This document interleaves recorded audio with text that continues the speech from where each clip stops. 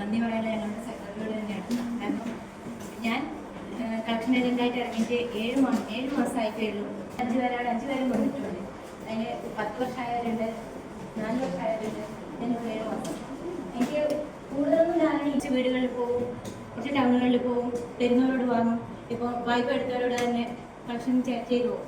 ഇതിപ്പോൾ ഇല്ല, പിന്നെ പറയാം. അപ്പം ഞാൻ ചിലപ്പോൾ വീണ്ടും നിർബന്ധിക്കാതെ പോകുമായിരുന്നു. ഇപ്പം എന്തൊരു ധാരണയുണ്ട് അവരോട്.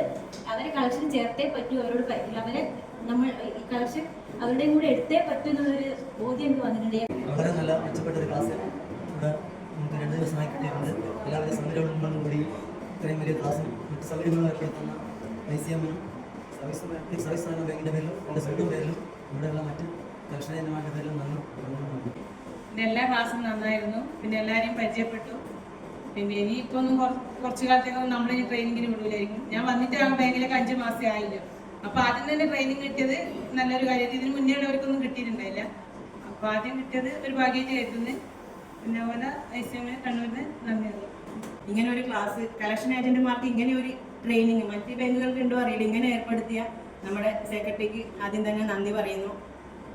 പിന്നെ ക്ലാസ് എടുത്ത സാറിനൊക്കെല്ലാം നന്ദി പറയുന്നു. ഇങ്ങനെ ഒരു ട്രെയിനിങ് തന്നെ ഞാൻ എന്തായാലും വരും.